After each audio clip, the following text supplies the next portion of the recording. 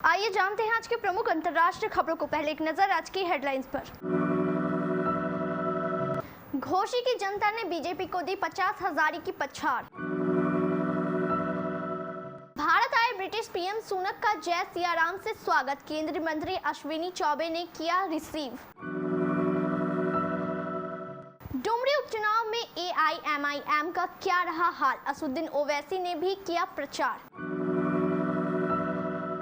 मोदी है तो मनु है, खड़गे को G20 डिनर में शामिल न करने पर कांग्रेस का केंद्र पर हमला। 15 राज्यों में 17 सितंबर तक भारी बारिश, वज्रपात आंधी की चेतावनी।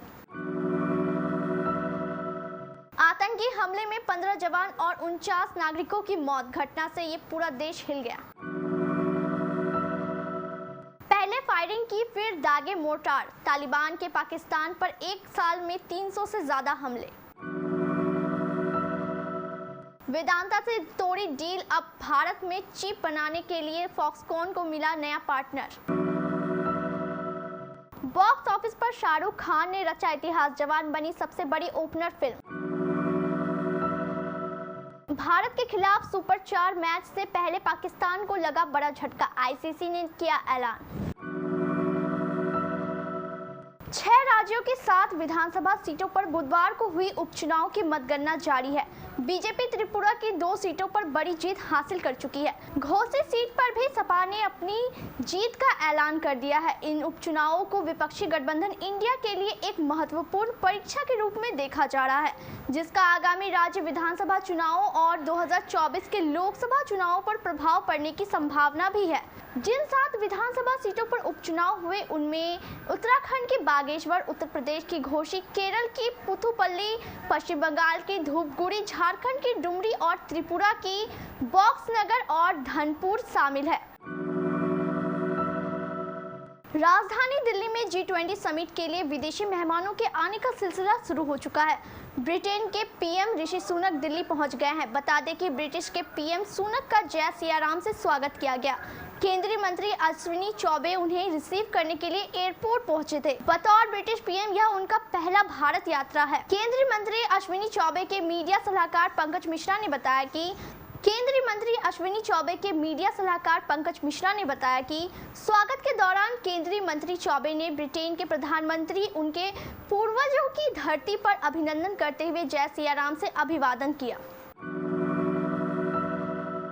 6 राज्यों की 7 सीटों पर हुए उपचुनाव को लेकर शुक्रवार 8 सितंबर को रिजल्ट करीब आ चुका है। इसमें झारखंड की डुमरी, केरल की पुथुपल्ली, त्रिपुरा की धनपुर, बॉक्सानगर, यूपी की घोसी, उत्तराखंड की बागेश्वर और पश्चिम बंगाल की धूपगुड़ी सीट है। इन 7 सीटों में से डुमरी पर हो रहे उपचुनाव में सांसद असदुद्दीन ओवैसी की ऑल इंडिया मजलिस ए मुस्लिमीन भी चुनावी मैदान में उतरी है, लेकिन कहीं नहीं ठहरी। चुनाव आयोग के आंकड़ों के मुताबिक डुमरी सीट पर एआईएमआईएम के उम्मीदवार अब्दुल मोबिन रिजवी तीसरे नंबर पर रहे और उन्हें 3,472 वोट मिले। वहीं मुख्यमंत्री हेमंत सोरेन की झारखंड मुक्ति मोर्चा की उम्मीदवार बेबी देवी ने जीत हासिल की, उन्हें 1,03,17 मत मिले। दूसरे नंबर पर ऑल झारखंड स्टूडेंट यूनियन की कैंडिडेट यशोदा देवी रही और उन्हें 83,164 वोट मिले। बेबी देवी ने ये चुनाव यशोदा देवी को 17,153 वोट से हराया है। तमिलनाडु के कांग्रेस नेता मोहन कुमार मंगलम ने कांग्रेस अध्यक्ष और दलित नेता मल्लिकार्जुन खड़गे को G20 के डिनर की गेस्ट लिस्ट से बाहर किए जाने के बाद मोदी सरकार पर हमला बोला। उन्होंने प्रधानमंत्री नरेंद्र मोदी पर जातिगत भेदभाव का आरोप लगाते हुए कहा कि मोदी है तो मनु है। कुमार मंगलम ने दावा किया कि प्रधानमंत्री मोदी महर्षि मनु की विरासत को कायम रख रहे हैं, जिन्हें मनु स्मृति की रचना करने का श्रेय दिया जाता है। हालांकि जाति आधारित भेदभाव को बढ़ावा देने के लिए कई विद्वानों द्वारा इसकी आलोचना की गई है। मॉनसून की सक्रियता बढ़ गई है। मॉनसून रेखा जैसलमेर, उदयपुर, भोपाल, रायपुर और पुरी से होकर दक्षिण पूर्व की ओर मध्य बंगाल की खाड़ी तक पहुंच रही है।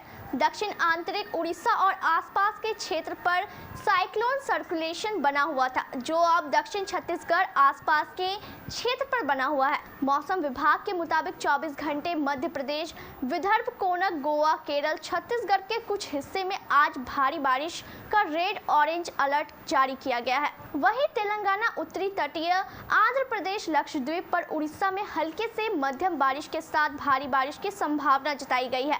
बिहार, झारखंड, पश्चिम बंगाल, पूर्वी और मध्य उत्तर प्रदेश, पूर्वी राजस्थान, गुजरात, मराठवाड़ा, उत्तर पूर्व भारत और आंतरिक कर्नाटक सहित अंडमान निकोबार द्वीप समूह में भी भारी बारिश से अति भारी बारिश की चेतावनी जारी की गई है।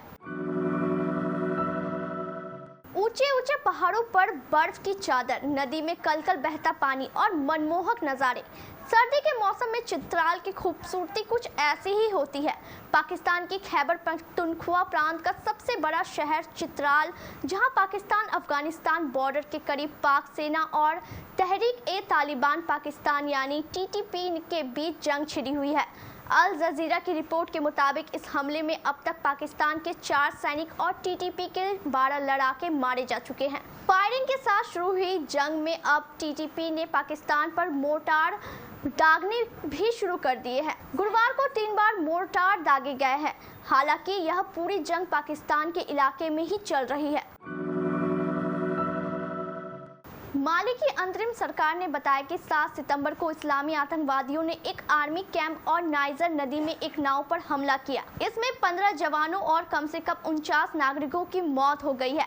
न्यूज एजेंसियों के अनुसार उत्तर माली की नाइजर नदी में टिम्बकटू नाव पर हमला हुआ। इसके अलावा उत्तरी गाओ इलाके के बम्बा में एक सैन्य कैंप पर आतंकी हमला हुआ। इन हमलों की जिम्मेदारी अल कायदा से जुड़े एक संगठन ने ली है। माली सरकार ने 3 दिन के राष्ट्रीय शोक की घोषणा की है।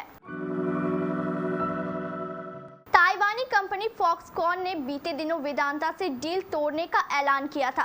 कंपनी ने कहा कि दोनों ने आपसी सहमति से अलग होने का फैसला लिया है।